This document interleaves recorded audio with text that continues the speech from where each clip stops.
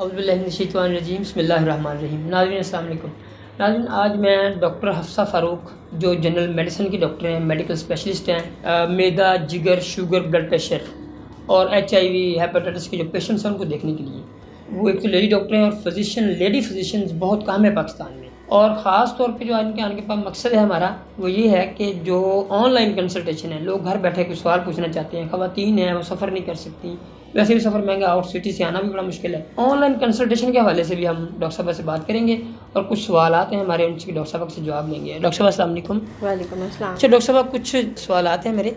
IBS बीमारी क्या है, इसकी वजूहात, इसके बचाव के लिए क्या किया जा सकता है और किन किन लोगों में ये बीमारी कॉमन हो सकती है? बिस्मिल्लाहिर्रहमानिर्रहीम। IBS बीमारी के मतलब आपने पूछा है। IBS बीमारी, पहले तो इसका नाम जो है, इसका मतलब है कि इरिटेबल बाउल सिंड्रोम, यानी कि आपकी जो अंतड़ियाँ हैं उनके अंदर कोई इरिटेशन होती है जिसकी वजह से जो अलामात इस तरह से आती हैं कि मरीज़ कहता है कि कई दफ़ा जो है मुझे पखाने लगे रहते हैं पतले, और कई दफ़ा वो कहते हैं कि कब्ज़ हो जाती है बीच में, और इसके साथ पेट में जो है वो मरोड़ उठते हैं, क्रैम्प्स जिनको कहते हैं हम। और पेशेंट जो है इसके, और एक और बीमारी है IBD, उसमें हम फ़र्क इस तरह से करते हैं कि इस बीमारी में पेशेंट को कभी खाने लग जाते हैं, कभी जो है कब्ज़ हो जाती है, लेकिन पेशेंट की भूख ठीक रहती है, पेशेंट का वज़न कम नहीं होता। और जो इसकी वजूहात है वो एक तो एंग्जाइटी है, बहुत बड़ी रीज़न्स। और जिन लोगों में आपने पूछा कॉमन है, ये एंग्शियस लोगों में, एंग्जाइटी के पेशेंट्स में, स्टूडेंट्स में भी बहुत ज़्यादा कॉमन है ड्यूरिंग देयर एग्ज़ाम्स, क्योंकि आपकी जो ब्रेन की हाइपर सेंसिटिविटी हुई होती है, या ओवर थिंकिंग, या इस तरह से जो लोग ड्रग्स लेते हैं एंटीबायोटिक एसोसिएटेड, इसकी बहुत सारी वजूहात केमिकली भी हैं कि जो ब्रेन के न्यूरोट्रांसमीटर्स हैं, कुछ केमिकल्स होते हैं जो कि आपके ब्रेन से अंतड़ियों तक एक आपका पैगाम लेकर आते हैं कि आपका पखाना किस वक्त आना है। और इस तरह उनमें जो है ना, रब्त में अगर कोई ना रहे तसलसल, तो उसकी वजह से भी ये बीमारी हो सकती है। इसके अलावा जो है, अगर आपको कोई अंतड़ियों में इन्फेक्शन हो गया उसके बाद भी ये बीमारी हो सकती है। यही 3-4 वजूहात हैं, लेकिन इसके लिए बहुत ज़्यादा लोग जो है ना वो सेल्फ़ मेडिकेशन करते हैं, तो ये बिल्कुल भी रिकमेंडेड नहीं है। आपको जब इस तरह के अलामात आएँ, ये IBS हो सकता है। हाँ, IBS में बाज़ औक़ात हमें ख़तरे की अलामात आती हैं जब आपको पेट में कोई गोला सा या मैस महसूस हो, या आपका वज़न कम होना शुरू हो जाए, आपकी भूख कम हो जाए, या आपको खाने के रास्ते खून आना शुरू हो जाए। आप अपने फिजिशियन के पास आएँ और उसका इलाज करवाएँ। अगर वो आपको कोई प्रोसीजर रिकमेंड करता है तो आप इसकी हिदायत को फॉलो करें।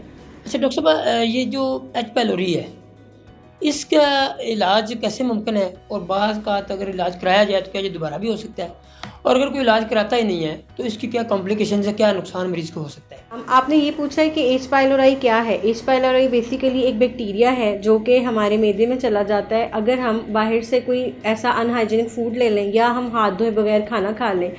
ये बैक्टीरिया जब हमारे स्टमक में जाता है तो ये बहुत अरसा तक डोरमेंट भी रह सकता है, लेकिन समटाइम जब ये एक्टिव होता है तो ये हमारे स्टमक की वॉल के साथ जो है ना चिपक जाता है, और वहाँ पे ये एक तो छोटे छोटे इरोजन्स या अल्सर्स बनाता है, एसिड का ज़्यादा प्रोडक्शन कराता है।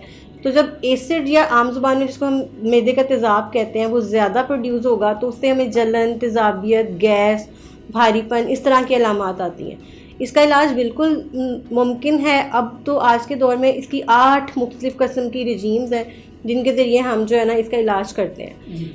और इसके इलाज के जो है वो मुख्तलिफ़ कोर्सेज़ हैं। एक कोई 10 दिन का है, 10 से 14 दिन के दरमियान हम दवाइयों का कोर्स देते हैं स्पेसिफ़िक। वो दवाइयाँ इस्तेमाल करने के बाद काफ़ी हद तक इरेडिकेशन हो जाती है। इसके 2 तरह के टेस्ट होते हैं, एक तो हम पखाने में एंटीजन का टेस्ट कराते हैं, एक हम ब्लड में एंटीबॉडी का टेस्ट कराते हैं।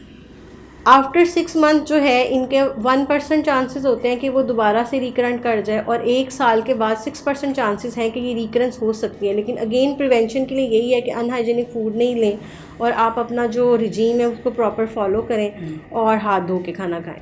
और अगर जो है आप इसका इलाज नहीं कराते हैं तो इससे अल्सर्स हो सकते हैं, जिससे खून की उल्टी, काले पखाने, खून की कमी वगैरह के अलामात, और फिर खुदा न खास्ता मैदे का कैंसर हो सकता है। डॉक्टर साहब, एक बड़ा कॉमन सवाल है, बड़ा सारे लोग पूछते हैं, एक्चुअली ये शुगर है जी, शुगर कुछ मरीज़ों में ज़्यादा हो जाती है, शुगर के मरीज़ हैं, क्या शुगर के मरीज़ों की शुगर कम हो जाती है या किसी की भी शुगर कम हो सकती है, और इसका वजूहात, इलामात या बचाव थोड़ा मुख्तसर से हमें बताइए। ये बड़ा मोस्टली लोग पूछते हैं इस बारे में। जी बिल्कुल, आपने शुगर कम होने के बारे में पूछा है।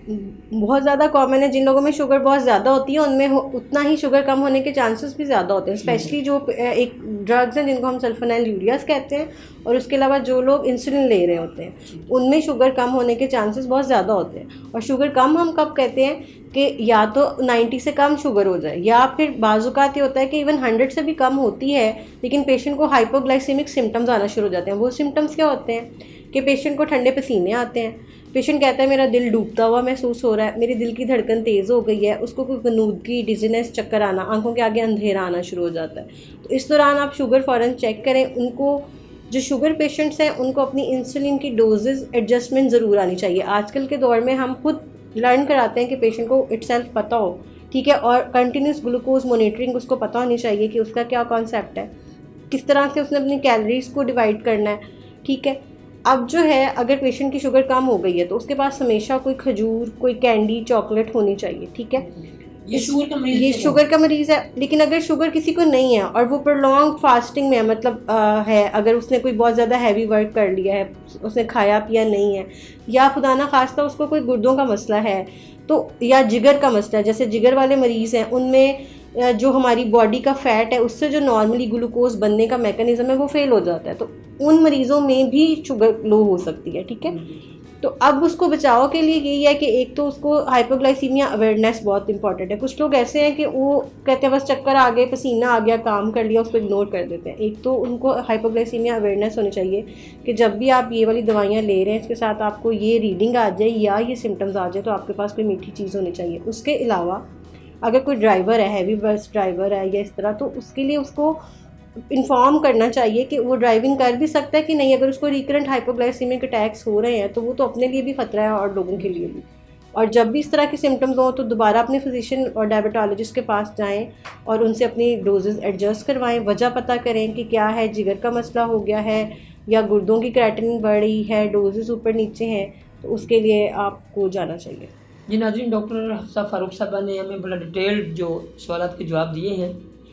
तो मेरा ख़्याल में एक तो जो हमें पता चला कि सेल्फ़ मेडिकेशन बिल्कुल नहीं करनी चाहिए। किसी भी तरह का कोई इशू है, ख़ास तौर पे आज के दौर में, अपने फ़ौरन किसी भी मालिज से आप मिल सकते हैं। और अगर कोई चाहता है, किसी के पास आने जाने के में मसला है, तो वो ऑनलाइन कंसल्टेशन के लिए हमारे नंबर आ गए हैं, तो आप इस पर रब्ता करके अपॉइंटमेंट कर सकते हैं। हम आपकी अपॉइंटमेंट को डॉक्टर साहब से कंफर्म करके आपको ऑनलाइन ये सारी चीज़ों, कोई सवाल अगर आपके ज़हन में है तो वो भी करवा सकते हैं और आपकी कंसल्टेशन हो सकती है। आपका बहुत बहुत शुक्रिया।